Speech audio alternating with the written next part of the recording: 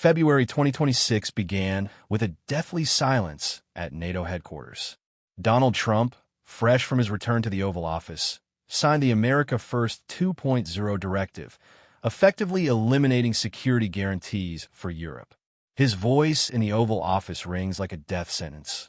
We will no longer foot the bill for those who refuse to defend themselves. In response, Emmanuel Macron convenes an emergency summit in the Hall of Mirrors at Versailles. His face is a mask of resolve, concealing a sense of catastrophe. Macron announces the creation of an Army of Europe, a structure independent of Washington, with its own nuclear deterrent and a unified command. This isn't just policy.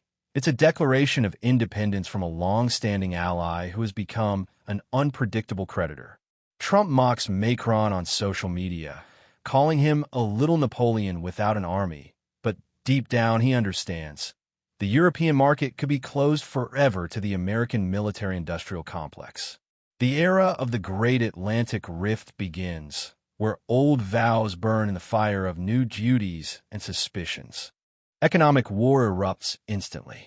Trump imposes 25% tariffs on French wine, aerospace, and luxury goods. This strikes at the heart of the French economy. Macron retaliates, announcing a digital sovereignty tax that hits American tech giants Google, Amazon, and Apple. In a comic book aesthetic, it looks like a duel between two giants, where trade schedules and embargoes replace swords.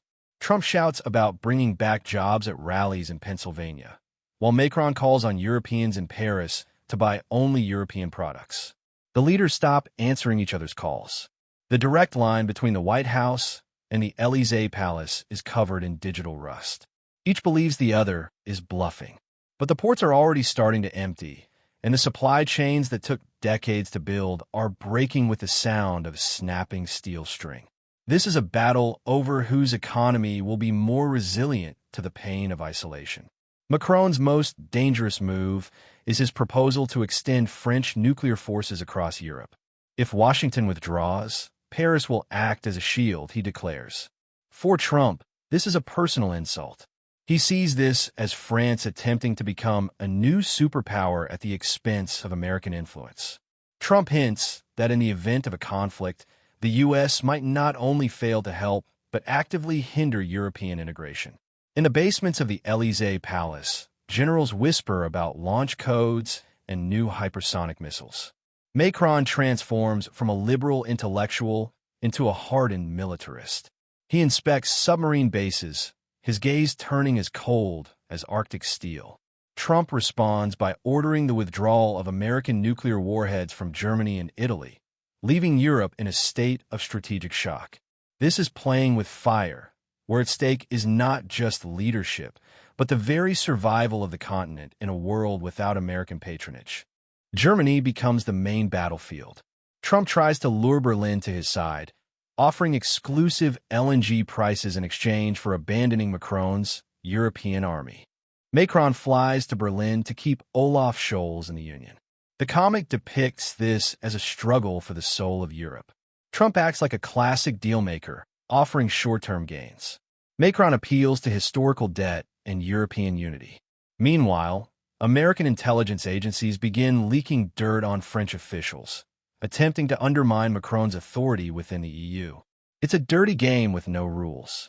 Macron responds with counterintelligence, expelling American advisors from Paris. Diplomacy turns into a spy thriller, where every gesture of the leader is a coded message to the enemy. Berlin hesitates, and this fear permeates the streets of European capitals. Who will give more, the old master or the new protector? The shadow war enters its active phase. The CIA versus the DGSE, French foreign intelligence. Trump orders a halt to intelligence sharing with France, jeopardizing counterterrorism operations in Africa. Macron strikes back. France blocks U.S. access to the European Space Agency's databases. It's blind rage. Leaders no longer care about the consequences for global security. Like a noir comic, it plays out as chaos in control centers. Screens go dark, satellites lose contact. Macron addresses special forces, his speech full of bitterness. We've always been junior partners to them. now will be equal enemies. Trump, at a closed briefing in Langley, demands total dominance over French networks. Trust is dead. Old brothers in arms now spy on each other through sniper rifle scopes and traffic interception algorithms. Trump begins using French colonial debts as leverage. The U.S. begins supporting anti-French movements in Africa, promising them protection in exchange for the expulsion of French troops. This is a stab in the back of the French world.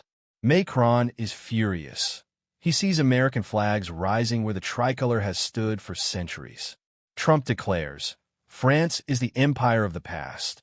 America is the freedom of the future. In the comic strip, this is the Battle of the Sahel, where leaders manipulate pieces on a vast sand map.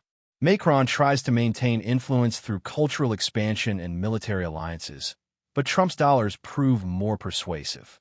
This is a geopolitical revisionism that turns yesterday's partners into sworn enemies.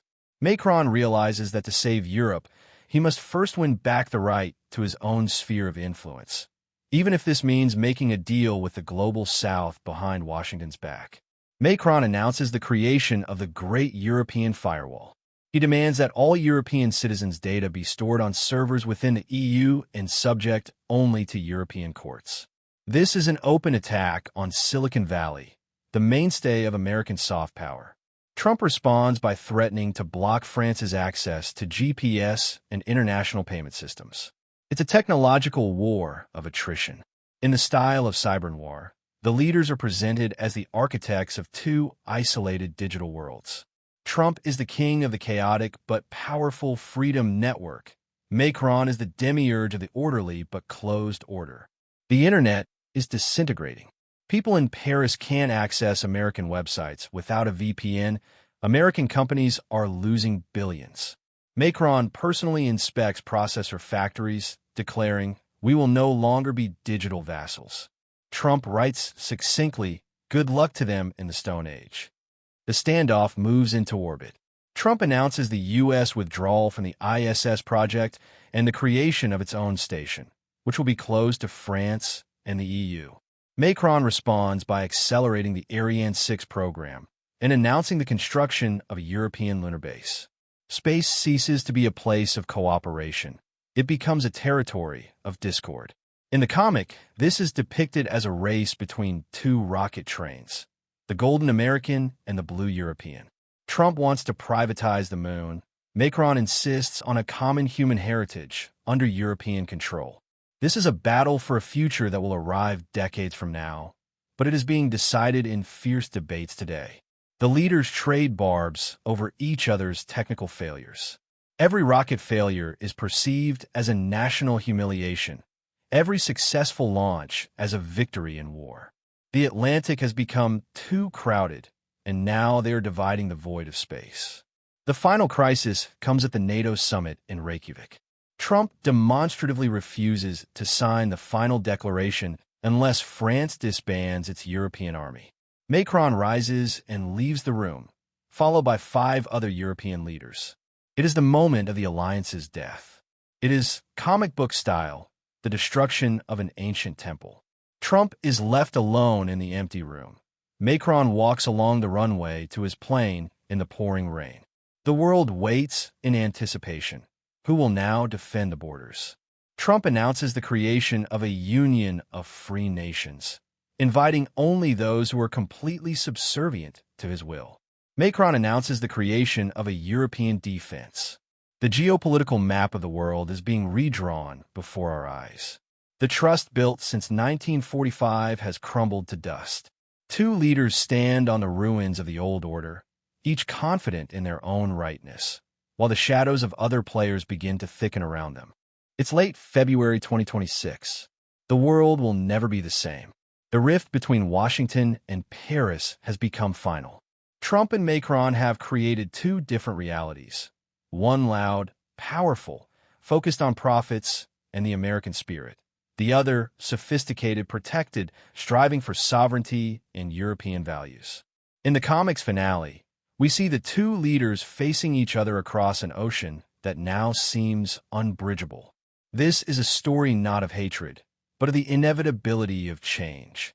They have both become hostages to their ambitions and the fears of their peoples. The legacy of this rift is a world divided into blocks, where security is no longer guaranteed and friendship is merely a question of price. The final shot: Trump in the Oval Office and Macron in the Élysée Palace simultaneously turn off the lights, leaving the planet in the twilight of a new Cold War between yesterday's friends. The battle for Europe is over. The battle for loneliness begins.